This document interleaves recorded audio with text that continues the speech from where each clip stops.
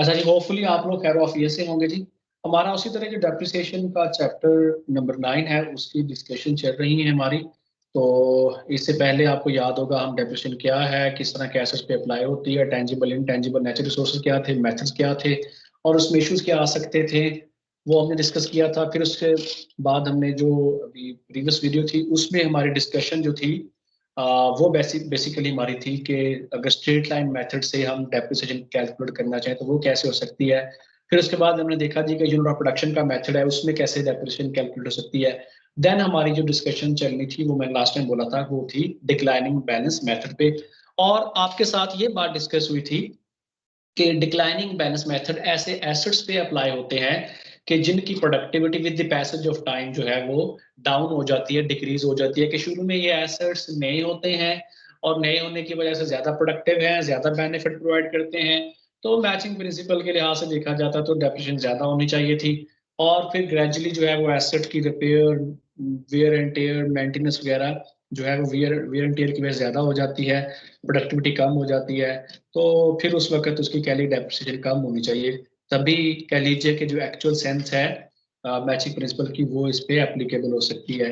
या आप ये केस भी दे सकते हैं कि मशीन तो ठीक है शुरू में प्रोडक्टिव थी, तो वो चूंकि वो ज्यादा उसने डिमांड ज्यादा आ गई, प्रोडक्टिविटी ज्यादा हुई, तो वहां पे आपके ज्यादा फिर आहिस्ता आहिस्ता ग्रेजुअली कम होगी, तो वहां पे भी ये मेथड एप्लीकेबल आपका है।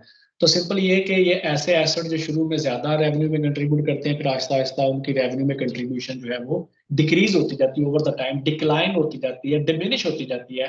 तो इसलिए फिर ऐसे मेथड्स को हम कहते हैं diminishing method, declining method, reducing balance method वगैरह इसके नेम यूज किए जाते हैं। फाइन जी। अब जरा इसमें थोड़ी सी बात करें जो कि आप जैसे क्वेश्चन करेंगे वहां पे आपको नजर आ जाएगा। बट अब यहाँ पे अगर बात करना चाहें तो ये ऐसे मेथड जिन्होंने कहा डेप्रिसिएशन अर्ली पीरियड्स में क्या होती है, हाई होती है, और लेटर जो ईयर्स होते हैं वहां पे इसकी डेप्रिसिएशन की अमाउंट क्या होती है, लो होती है। लेकिन चूंकि शुरू में ये एसेट बिल्कुल न्यू होता है, नया होता है, तो इसकी रिपेयर की अमाउंट क्या हो जाएगी, कम होगी। रिपेयर की जरूरत नहीं होगी, नया एसेट है तो उसकी रिपेयर बड़ी कम निकलती है, बहुत ही कम होती है, इसलिए लो रिपेयर के एक्सपेंस होते हैं। लेकिन लेटर ऑन क्या होता है, ग्रेजुअली हमने कहा था कि जैसे जैसे प्रोडक्टिविटी कम होती जाती है वैसे वैसे इसकी डेप्रिसिएशन की अमाउंट क्या होती जाती है, कम होती जाती है। तो चूंकि वो कम होती जाती है इसलिए वहां पर देखा जाए जो आपके सामने लिखा हुआ है कि लेटर ईयर्स डेप्रिसिएशन अमाउंट लो है। और लेकिन चूंकि एसेट अब ऑब्सोलीट हो गया है, एसेट की प्रोडक्टिविटी अगर इंटैक्ट रखनी है, ऑपरेशन में रखना है उसको अपने लिए, तो फिर आपको रिपेयर की जरूरत ज्यादा होती है। तो समहाउ देखिए हाई एंड लो और ये high and low, overall impact देखा जाए तो वो स्टार्ट से लेकर एंड तक वो सेम ही होता है। इसलिए उसने कहा है जी कि अर्ली ईयर्स के जो टोटल एक्सपेंसेस होते हैं, टोटल मतलब डेप्रिसिएशन और रिपेयर, प्लीज टोटल एक्सपेंस की बात की गई यहाँ पे, सिर्फ डेप्रिसिएशन एक्सपेंस की बात नहीं की गई। जो अर्ली ईयर के हैं वो लेटर ईयर्स के टोटल के साथ मैच करते हैं, वो सेम होते हैं, आप ये कहना चाह रहे हैं। अच्छा, अब जरा इसी मेथड की हम एग्जांपल देख लेते हैं जी कि वही मेथड जो पहले एग्जांपल हम डिस्कस कर रहे थे उसी को बेस बनाएंगे। लेकिन उससे पहले इसका यहाँ पे हम फार्मूला देख लेते हैं कि इसका फार्मूला क्या है। तो बहुत ही इजी है जी। नजर आने में तो आपको नजर आ रहा है यहाँ पर कि ये 3 स्टेप पे है, बट हमने कहा कि ये 3 स्टेप पे नहीं है। इसका जो स्टेप है वो बेसिकली एक ही स्टेप बनता है ना, अगर नंबर 3 को देखा जाए तो वहां से ऑटोमेटिकली हो जाता है। तो 3 के लिए 2 की रिक्वायरमेंट है, 2 के लिए 1 की, तो चलिए खैर देखते हैं। तो सबसे पहली बात तो ये कि हमें क्या चाहिए होता है, जो स्टेप नंबर 3 है वहां से देखें जी। हमें कैलकुलेट करना है, नंबर 3 पे देखें डेप्रिसिएशन एक्सपेंस। हमें नंबर 3 पे क्या क्या कैलकुलेट करना है जी, डेप्रिसिएशन एक्सपेंस। अब इस डेप्रिसिएशन एक्सपेंस को कैलकुलेट करने का डबल डिक्लाइनिंग मेथड के अंदर फार्मूला क्या है कि जो रेट आएगा डेप्रिसिएशन का, ये बताता हूं कैसे कैलकुलेट होता है। डेप्रिसिएशन एक्सपेंस क्या है, जो रेट ऑफ डेप्रिसिएशन है वो, उसको मल्टीप्लाई कर देना है बिगिनिंग बुक वैल्यू के साथ। अच्छा, तो बिगिनिंग बुक वैल्यू यहां पे क्लियर करता चलूं, ये क्या होती है कि एसेट की जो cost minus accumulated depreciation, asset की कॉस्ट माइनस अक्यूमुलेटेड डेप्रिसिएशन, ये कहलाती है जी बुक वैल्यू। तो अगर ये बिगिनिंग है तो इट मीन जो लास्ट ईयर की एंडिंग थी वो करंट ईयर की बिगिनिंग हो जाएगी। अभी हम क्वेश्चन प्रैक्टिस करेंगे तो आपको वहां पे ये और ज्यादा क्लियर होगा कि बिगिनिंग बुक वैल्यू क्या है वहां पर। तो सब आपको पता होना चाहिए बुक वैल्यू अकाउंटिंग पर्सपेक्टिव में किसके इक्वल है, एसेट की cost minus accumulated depreciation. Finance के पर्सपेक्टिव में बुक वैल्यू डिफरेंट है जी, वहां पर टोटल एसेट्स जो होते हैं उसमें से माइनस कर दिया जाता है टोटल लायबिलिटीज को। बट चूंकि बात अभी अकाउंटिंग की हो रही है, इसलिए हम अकाउंटिंग के पर्सपेक्टिव तक ही अपने डिस्कशन को रेस्ट्रिक्ट करेंगे या रखेंगे, लिमिट करेंगे अपने आप को जी। तो इसलिए यहाँ पर बुक वैल्यू ने कहा कॉस्ट माइनस एक्यूमुलेटेड डेप्रिसिएशन। जी नेक्स्ट देखिए जरा, हमारे पास मैंने कहा था कि क्या है जी, रेट को मल्टीप्लाई करना है किसके साथ, बुक वैल्यू के साथ। अब ये रेट कैसे कैलकुलेट होता है, ये जो रेट है RAT रेट, नंबर 1 पे जाइए, स्टेप 1 पे। ये रेट वही एक मेथड है, वही एक कॉमन सेंस जो हम पहले यूज करते हैं कि कॉस्ट को एलोकेट करना है किस पे, लाइफ पे। एसेट की कॉस्ट को किस पे एलोकेट करना है, लाइफ पे। अब मैक्सिमम कितनी हो सकती है एसेट की जो कॉस्ट है, वो 100% हो सकती है ना, तो 100% लिखा यहाँ पे। इसी को हम 1 डिवाइड बाय n भी लिख सकते हैं जी, 1 डिवाइड बाय n भी लिख सकते हैं, n मीन लाइफ, 100% उसकी कोई भी जाए तो 1 डिवाइड बाय लाइफ कितनी हमने अज्यूम करनी है, सपोज वो 5 ईयर है, लाइफ कितनी है सपोज कर लें 5 ईयर, तो 1 डिवाइड बाय 5 तो इज इक्वल टू आंसर आ जाएगा 0.2। या यहाँ पर जो हमने कहा कि 100% है तो 100% को डिवाइड कर देंगे लाइफ पे, अगर 5 है तो वहां पे आंसर आ जाता है 20%। तो सम हाउ 0.2 कह लें, या हम कह लें कि ये 20% है, बात तो एक ही है ना, 0.2 या 20%। तो खैर देखिए यहाँ पर, तो ये रेट कैलकुलेट करने का है जी। रेट गिवन हो तो वो ले लेंगे, ना गिवन हो तो फिर हम रेट फाइंड आउट कर सकते हैं ऐसे, 100% डिवाइड बाय लाइफ। तो हमारे वाले केस में देखा जाए 100% को डिवाइड किया जा रहा है 5 पे, क्योंकि 5 ईयर लाइफ हम अज्यूम कर रहे हैं, तो 100% डिवाइड बाय 5 तो 20%। अब उसने वर्ड यूज किया डबल डिक्लाइनिंग, डबल, तो रेट को डबल करना है, मतलब जो स्ट्रेट लाइन आपका ये कैलकुलेट हुआ है इसको 2 से मल्टीप्लाई कर देना है। तो जब 2 से मल्टीप्लाई करेंगे तो रेट डबल हो जाएगा। अब 20% का डबल करना कितना होता है, 40%। अच्छा ये थ्राइस डिक्लाइनिंग भी हो सकता था, थ्राइस का मतलब है इसको 3 से मल्टीप्लाई करता है, ठीक है। तो अगर ये डबल का वर्ड ना यूज करता, फिर मैं कितने से डेप्रिसिएशन करता, यहाँ पर 20% से। क्योंकि उसने डबल बोला हुआ इसलिए मुझे डबल करना पड़ रहा है, डबल से मल्टीप्लाई करना पड़ रहा है यहाँ पर, डबल से, ठीक है। अच्छा अब नेक्स्ट बात देखिए जरा कि अगर ये 150% कहता, 150% डिक्लाइन करें कहता जी, तो फिर मैं यहाँ पे 2 की बजाय 1.5 ले लेता, यहाँ पे 2 की बजाय क्या करता जी, 1.5 ले लेता इस 2 की बजाय, तो 1.5 मल्टीप्लाई बाय 20, 30%।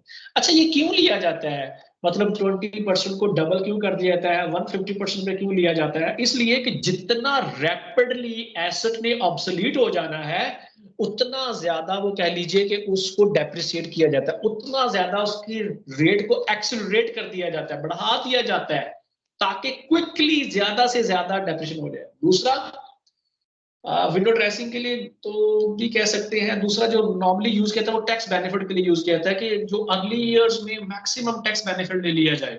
मतलब अगर सपोज के लिए आज अगर टैक्स रेट हाई है तो हो सकता है कि वो मैनेजर ये कहे कि यार अगर मुझे डबल डिक्लाइनिंग यूज करना है, व्हाई नॉट इसको थ्राइस डिक्लाइन ले जाऊं, या मुझे 150% डिक्लाइन करना है, व्हाई नॉट इसको 200% डिक्लाइन कर दूं कि मैं, तो वो इसलिए, या हो सकता है कि किसी ईयर में आपको नजर आए कि वो डिक्लाइनिंग तो है लेकिन डिमांड बढ़ गई है, प्रोडक्शन ज्यादा हो रही है, एक्सेलरेशन ज्यादा उस पे आ गई ना, तो आप उस एक्सेलरेशन की वजह से उसको फिर डेप्रिशिएट ज्यादा करना चाहें, ठीक है। तो इसलिए फिर वहां पे यूज किया जाता है कि डिपेंड के वो आप किस किस पेस से, किस रेशियो से उसको ज्यादा डेप्रिशिएट करना चाह रहे हैं, वो 200% है, वो 300% है, 150% है, जितना भी है वो उससे ले लेते हैं। तो क्या ये नजर समझ आ गया आपको। ये स्टेप 1 में क्या करते हैं, रेट कैलकुलेट करते हैं, स्टेप 2 में उसी रेट को देखा जाता है मुझे डबल करना है या उतना ही रखना है, या कितना एक्सेलरेट करना चाहिए। तो रेट अगेन सेकंड में भी रेट आ रहा है, थर्ड में वही रेट जो है मल्टीप्लाई होता है बुक वैल्यू के साथ। इसलिए मैंने कहा था सिंगल स्टेप ही बनता है इसका, कि बुक वैल्यू को मल्टीप्लाई किया जाता है, कौन सी बुक वैल्यू को, बिगिनिंग बुक वैल्यू, इसके साथ, रेट के साथ, और ये वाली उसकी रेट की कैलकुलेशन है। अब वही एग्जांपल जो मैंने आपके साथ डिस्कस की यहाँ पे आपको नजर आ रही सामने, कि हमने कहा कि एसेट की कॉस्ट है 10,000, सैलवेज वैल्यू है $1,000, लाइफ है उसकी 5 ईयर, तो उसको बेस बनाएंगे। अब यहाँ पे हमारे पास वही 100% divide by 5 year 20%, double declining का वर्ड यूज किया गया है, तो मैंने 20% को डबल से मल्टीप्लाई कर दिया, 2 से मल्टीप्लाई कर दिया, तो रेट बन गया 40%। फार्मूला क्या था? Opening book value multiply by depreciation rate. अब जैसे ही एसेट आपका एक्वायर हुआ, यूज हुआ, ये फर्स्ट ईयर ओपन हुआ, तो कॉस्ट कितनी है? 10,000। डेप्रिसिएशन स्टार्ट में तो जीरो है, तो 10,000 माइनस जीरो किया तो 10,000 आंसर आ गया। इसलिए जो फर्स्ट ईयर है वहां पे मैंने 10,000 लिखा हुआ है। अब यहाँ पे देखिए सैलवेज वैल्यू माइनस नहीं की गई। अच्छा, क्योंकि ऑब्जेक्टिव ही यही है कि ज्यादा से ज्यादा डेप्रिशिएट कर दिया जाए। जब ऑब्जेक्टिव यही वाला है तो शुरू से माइनस क्यों किया जाए? इसलिए सैलवेज वैल्यू को माइनस नहीं किया जाता। तो 10,000 को मल्टीप्लाई किया गया यहाँ पर जी किसके साथ? 40% के साथ। तो यहाँ से मल्टीप्लाई करके आंसर आ रहा है 4,000। तो फर्स्ट ईयर की डेप्रिसिएशन यहाँ पे जो कितनी आएगी?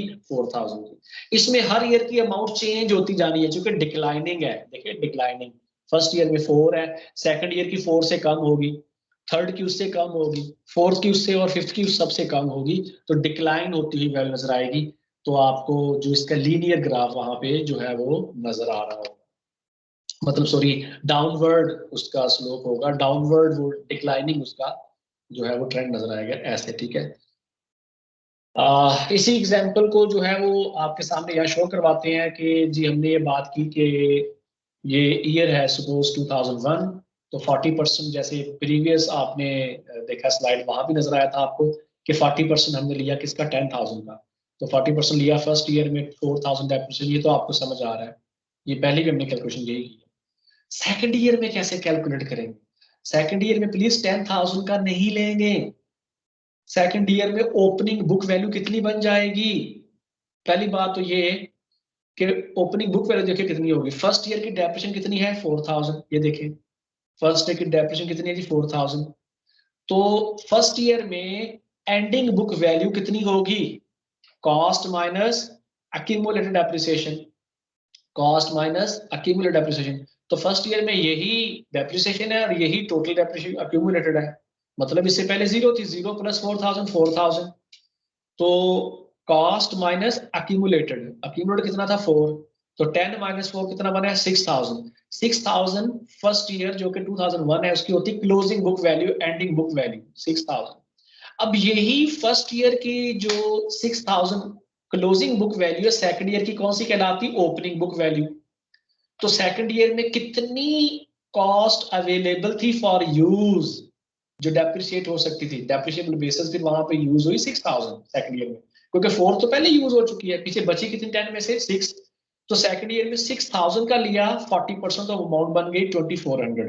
इसी तरह थर्ड ईयर में क्या करेंगे? इस 6 में से 24 माइनस किया, तो जो रिमेनिंग अमाउंट आपके पास वहां बचेगी वो 3,600, उसका लेंगे 40%। ठीक है, तो सो ऑन। आगे टेबल हम शो करते हैं जी, आपको टेबल से ये चीज ज्यादा समझ आ जाएगी कि ये अमाउंट कैसे कैलकुलेट हुई है। तो आप लोगों को कन्वीनियंस के लिए आपके सामने स्क्रीन पर शो भी हो रहा है कि ये 4,000 जो है इसमें से माइनस हुआ है, ये माइनस हुआ है इस वाली कॉस्ट में से। और कंसिडरिंग दिस के ये वाली वैल्यू आपके पास क्या है? Accumulated depreciation. हर साल का भी कर सकते हैं माइनस, लेकिन हर साल की ओपनिंग बुक वैल्यू और जो होगी उस ईयर की उसमें से प्रीवियस ईयर की डेप्रिसिएशन माइनस कर देंगे, तो जिस तरह से आपको इजी लगे। तो ये देखिए 10,000 माइनस 4,000 इक्वल 6,000, फिर 6,000 को मल्टीप्लाई 4% से किया गया और $2,400 डेप्रिसिएशन आ गया। नेक्स्ट टेबल देखिए, इस टेबल में आपको ज्यादा क्लियर हो जाएगा। ये आपके सामने डेप्रिसिएशन का टेबल है जिसका ईयर गिवन है आपके पास। यहाँ पे 4 कॉलम है। तो फर्स्ट नंबर 1 पे है ईयर, सेकंड पे डेप्रिसिएशन है, थर्ड पे अक्यूमुलेटेड डेप्रिसिएशन है, फोर्थ पे एंडिंग बुक वैल्यू है। तो होप सो यहाँ से क्लियर हो रहा होगा। 2001 की डिस्कशन आपके साथ पहले हो चुकी है कि 10,000 का 40% लिया, 4,000 डेप्रिसिएशन अमाउंट आ गई, यही 4,000 आपकी अक्यूमुलेटेड है। तो जब इस 4,000 को 10 में से माइनस किया तो आंसर आपके पास आ गया $6,000, जो कि एंडिंग बुक वैल्यू है। अब यही ending book value second year के क्या बन जाती? Opening book value. तो आप देख सकते हैं 2002 में यही 6,000 लिखा नजर आ रहा है। रेट क्या था? 40%। मल्टीप्लाई 40% से हुआ तो अमाउंट कैलकुलेट हुई 2,400। अब ये वाला 2,400 प्रीवियस ईयर के अक्यूमुलेटेड में ऐड हो रहा है। सेकंड ईयर का 2,400 फर्स्ट ईयर के 4,000 जो कि अक्यूमुलेटेड में लिखा हुआ है उसमें ऐड होता है, तो 4 प्लस 2,400 ये बन जाता 6,400। तो अब सेकंड ईयर में अक्यूमुलेटेड डेप्रिसिएशन का आंसर आ रहा है 6400। तो सेकंड ईयर में एंडिंग बुक वैल्यू कैसे कैलकुलेट होगी? Cost minus accumulated depreciation of second year. Cost कितनी थी? 10,000। तो 10,000 में से ये 6400 जहां मेरा कर्सर है ये माइनस होता है, तो आंसर आता है 3600। अब मैं वही वाला मेथड 3600 आपका जो क्लोजिंग बुक वैल्यू है ये बन जाता थर्ड ईयर में ओपनिंग बुक वैल्यू। तो 36 का लेते 40%, तो अमाउंट आती 1450। अब इस 1450 को प्रीवियस ईयर की कैलकुलेटेड में ऐड करते जो कि 6400 है, तो ऐड करके आंसर आ जाता 7840। अब इसी अक्यूमुलेटेड वैल्यू को माइनस कर देता मैं किस में से? कॉस्ट में से, जो कि 10,000 है, तो आंसर आता $2160। और यही अगेन थर्ड ईयर की जो क्लोजिंग बुक वैल्यू है ये मेरी ओपनिंग बन जाती फोर्थ ईयर में। और ये देखिए फोर्थ ईयर में 40% से मल्टीप्लाई होती, आंसर आता है डेप्रिसिएशन का कितना? 864। अब देखिए ग्रेजुअली अमाउंट कम हो रही है, फोर्थ ईयर में 24 है, फिर 1400 है, फिर 864 है, कम हो रही है। जब इसका मैं यहाँ पे लेता तो इसको फिर ऐड करता है 864 को प्रीवियस ईयर के एक्यूमुलेटेड 7840 में, तो मुझे 8704 एक्यूमुलेटेड मिल जाती। फिर इसी अमाउंट को 8704 को माइनस करता 10,000 में से, तो आंसर आ जाता 1296। ठीक है, तो यहां तक। फिफ्थ ईयर में आप इसी पैटर्न को अगर फॉलो करते, फिफ्थ ईयर में थोड़ी चेंज होनी है जी, बताता हूं। पहले इसी पैटर्न को देखिए कैसे है। तो अगर इसी पैटर्न में जाता तो 1296 का लेता 40%, अमाउंट आ जाती 518। इस 518 को ऐड करता अक्यूमुलेटेड प्रीवियस ईयर का जो था 8704 इसमें, तो आंसर आ जाता 9222। और इस 9222 को अगर माइनस करता 10 में से, 10,000 माइनस 9222, यानी कि cost minus accumulated depreciation, cost 10,000 minus accumulated depreciation कितनी है जी? 9222। जब ये माइनस होता तो आंसर आता है एंडिंग बुक वैल्यू का या सैलवेज वैल्यू का जो एंड पे लाइफ जब एंड 778। जबकि हमने कितना अज्यूम किया था, हमने कितना शुरू में एस्टिमेट कर रहे हैं कि कितना होगा 1000। तो चूंकि हमारी एस्टिमेशन है, इसलिए यहाँ जो फाइनल ईयर होगा या जिस ईयर में इसकी सैलवेज वैल्यू जो के लिए डाउन हो रही है वहां पे फिजिकल एडजस्टमेंट करेंगे। तो प्लीज फिर कैलकुलेशन फिफ्थ ईयर जो यहाँ पे इसकी है वो जैसे रिमेनिंग 4 ईयर की कैलकुलेशन ये वैसे नहीं होगी। कैसे होनी है? रादर ये जो highlighted dark purple maroon colour यहाँ पे है, इससे हम कैलकुलेशन करेंगे। कैसे? बड़ा ही सिंपल है कि क्लोजिंग बुक वैल्यू जो फोर्थ ईयर की थी आपके लिए क्या होगा, ये 2004 का जहां तक कैलकुलेशन करेंगे डायरेक्टली आप इस वाले जो डार्क मैरून कलर है इसकी तरफ मूव करेंगे। तो 1296 ये ले लिया हमने, इसमें से इसको मल्टीप्लाई नहीं करेंगे 40% से, रादर क्या करेंगे, इसमें से माइनस कर देंगे salvage value, estimated scrap value जो हमने शुरू में अज्यूम कर ली थी $1000 होनी चाहिए। तो 1296 माइनस 1000, फिर ये अमाउंट मिल गई डेप्रिसिएशन की 296। अब इस 296 को ऐड करेंगे 8704 में, तो आंसर आ जाता 9000। अब 9000 को माइनस करें 10,000 में से, आंसर आया था 1000 ही होता। तो बस इसमें ये वाला एक मैकेनिज्म यहाँ पे था, और दूसरा रेट कैसे कैलकुलेट करते हैं वाला। तो होपफुली जी ये मेथड आपको समझ आ चुका होगा कि इस मेथड में जो है वो कह लीजिए कि कैसे डेप्रिसिएशन कैलकुलेट होती है क्या है। तो इससे ये चीज़ आपको क्लियर हो चुकी होगी। इसी के साथ जो आई कैन एक्सपेक्ट कि आपकी ब्रीफ एक्सरसाइज में जो क्वेश्चंस हैं वो 9.3 भी अब आप प्रैक्टिस कर सकते हैं, और 9.4 भी हो सकता है क्योंकि डिक्लाइनिंग मेथड के हैं, इससे भी इजी क्वेश्चन है रादर वो वाले जो आपकी बुक में गिवन है। और इसी तरह जो है वो कह लीजिए कि एक्सरसाइज का क्वेश्चन 9.4 भी हो सकता है, उसमें स्ट्रेट लाइन की बात कर रहा है, 200% डिक्लाइनिंग बैलेंस मेथड की बात कर रहा है, 150%। तो रेट वहां पर आपको सिर्फ वो करना पड़ेगा। आंसर वहां पर देखा जाए तो वो आप इजीली कैलकुलेट कर लेंगे, 2015 का ईयर है, कॉस्ट वहां पे सिर्फ 40,000 है 9.4 एक्सरसाइज के क्वेश्चन में, और रेजिडुअल वैल्यू मेरे पास 5,000 है, और यूजफुल लाइफ उसने 5 ईयर बताई हुई है। तो रेट डेप्रिसिएशन का अगर यूज करेंगे 200% तो 40% बन जाएगा, और अगर यूज करेंगे 150% जो थर्ड रिक्वायरमेंट है तो बन जाएगा 30%। समहाउ बड़ा इजी है जी, आपके प्रैक्टिस के लिए क्वेश्चन है वहां पर। तो आप एक्सरसाइज का ये क्वेश्चन भी प्लीज जरूर देखिएगा ताकि ये चीजें आपको ज्यादा अच्छे से क्लियर हो जाएं जी। तो इसी तरह प्लीज एक्सरसाइज का क्वेश्चन 9.13 है, ये यूनिट ऑफ प्रोडक्शन का है, यूनिट ऑफ आउटपुट का है, और 9.14, तो एक्सरसाइज का 9.13 और 9.14 ये यूनिट ऑफ प्रोडक्शन के हैं, ये भी आप प्रैक्टिस कर सकते हैं जो प्रीवियस वीडियो थे उसके हवाले से। तो till the time ji, thank you very much, आज के इस लेक्चर तक के लिए इतना ही काफी है जी। तो अल्लाह हाफिज जी।